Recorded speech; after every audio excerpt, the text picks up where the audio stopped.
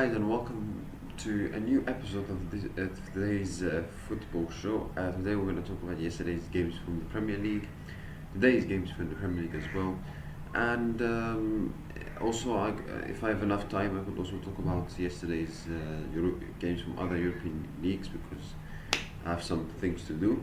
But let's get started. Let's start with the Premier League. Yesterday's games: Manchester City against Tottenham.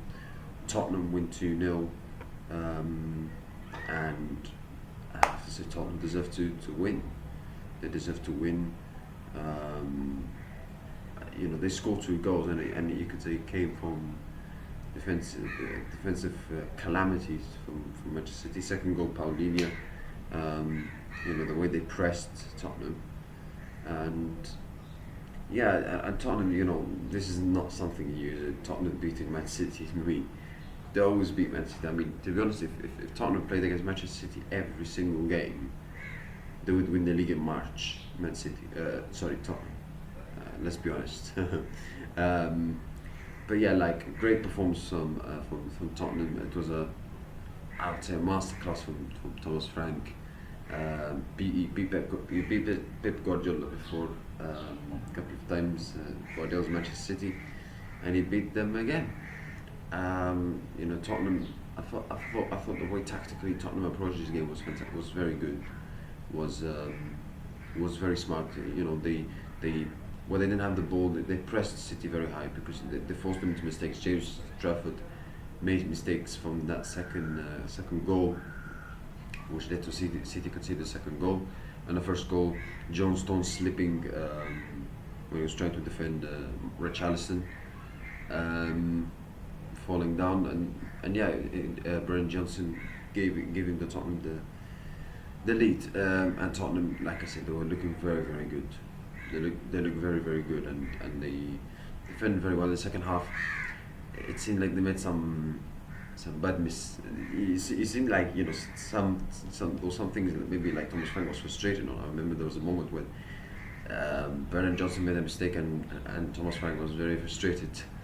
And City, I thought they were a bit average in my opinion. But Tottenham, you have to give them a lot of credit. They won the game. They defended really well. They executed the game plan, and when they had the chance, they took it. They played really well. I thought they were much better than City, and they deserve to win. And you could say the two goals came from mistakes, but this is not it's not Tottenham's fault. This is so they took advantage of it, and you have to give them credit for that. If the Tottenham owners can just give what Thomas Frank wants, I mean Tottenham could be a really good team this season. Imagine if they signed those players that they should have signed. Gibbs White, Eze, etc. They could have been a really good team this season. I'm not saying challenging for the title, but they could have been a really good team to watch. But some things didn't go to plan for Thomas Frank in terms of transfers for this summer. But the way he's going about his business tactically and on the pitch stuff is fantastic. And winning two games, 3-0, 2-0 against Burnley and Man City, two different tests, but he successfully won those games, and you have to give him lots of credit. So he got his tactics spot on, that's for sure. And Tottenham defended very, very well. Yeah, you have to say that they defend very well. Van de Ven was exceptional. So yeah. City, I thought they looked average, in my opinion. They had a chance to go on a lap with Marmoush, but he missed it, save with the goalkeeper. And City looked average, defensively, and the goalkeeper they look shaky. They made some, unforced errors. They were. City looked average, but. Listen, I wouldn't change my prediction. I wouldn't say, I do not regret saying City are going to win the league because it's very early in the season. It's the second game of the season. There's still 36 games to go. And let's not forget, City always lose to Tottenham. So even when they won the treble, when they won that Premier League titles, etc., they've always struggled against Tottenham. So this game doesn't really decide Manchester City's title chances. So it's very early in the season as well. So let's not forget that. However, what I would say, I think Pep and his team needs to be better defensively, because there's some glimpses of it where you're like, is that really going to be good enough to win the league? Defensively they look shaky against Al Hilal. Defensively look very shaky against Tottenham. So going forward, of course, they're going to blitz teams, they're going to destroy teams, but defensively, you need to be strong as well if you want to win the Premier League. And defensively, they don't look strong for now. So I think this is something that they need to try to fix it. Next game, so yeah, well done to Tottenham, and hard luck for City. And what I would say is that I think in the midfield, City missed something. They missed. They got outrun, which is very rare to see. Like City's midfield being outrun by an opponent. Because I thought Tottenham's midfield was fantastic. It was fantastic. They were much better than City's midfield. I thought City's midfield they lacked quality. They lacked energy. And they lacked the desire. No, I won't say desire, but they lacked. They lacked quality, and they were not better, and they were poor. They were poor, and they got outrun by Tottenham's midfield. Let's move on to other games in the Premier League. Burnley beat Sunderland 2-0. That's a very good win for Burnley. That's the first win for them of the season. Bournemouth beat Wolves 1-0. Next game also, Brentford versus Aston Villa. Brentford beat Aston Villa 1-0. That's a very good result for Brentford, considering they've had some problems in the summer, leaving a lot of best players. Thomas Frank leaving, losing their first game, and you think like they're going to lose Aston Villa, who are a very good quality side, but Aston Villa lose to Brentford. So that's not the result I expected, to be honest with you. Arsenal beat Leeds United very comfortably with a 5-0 victory. 2 goals from Timber, goal from Saka, 2 goals from Victor Gyökeres. It was a very good performance for Arsenal. I thought in the first half maybe they lacked a bit of rhythm, my opinion, but the second half they got much better. In the second half they were much better. I'm not saying the first half they were poor, but I felt like they could have been better in the first half, but second half they were for sure better. They deserve to win, very comfortable win against a League side where you obviously newly promoted side. Daniel Farke was saying before the game that they wouldn't park the bus, but I mean you have to park the bus against these kind of sides. You can't go with them toe to toe, and it proved to be in this game. And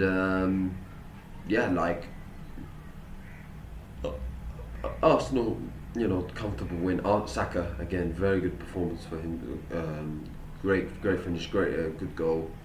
However, there's some concerns for Arsenal, is that potential injuries suffered in this game from Odegaard and from Saka. Potentially also next week they've got Liverpool away from home. So this is the last thing you need is injuries for your key players before that big game for them. But Odegaard, I think these two players, Arsenal fans would hope they have to be fit. If Odegaard is injured, then they might Eze might start. But Eze has to train as well, and he has to train and play and connect more with the team because he's just joined. I think Arsenal would hope these two players being fit, and hopefully the injury is not too serious before the game against Liverpool next week. But it was a very good performance for Arsenal. Like I said, I thought Timberlake was very, very good, especially scoring 2 goals. Defensively, Arsenal looked very solid.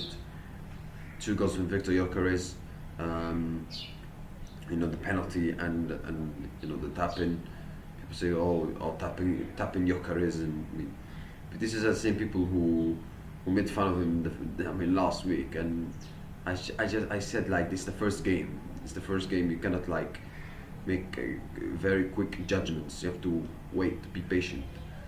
and um,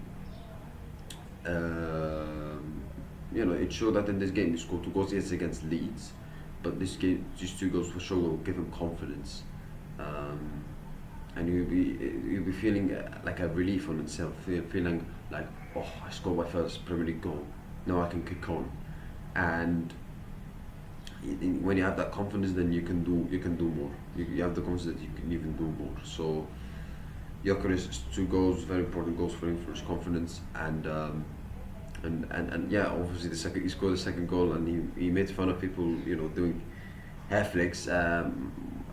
Just to clarify, lots of people making memes of Victor Gyökeres, saying that, oh, he had more hair flicks than touches in the Man United game.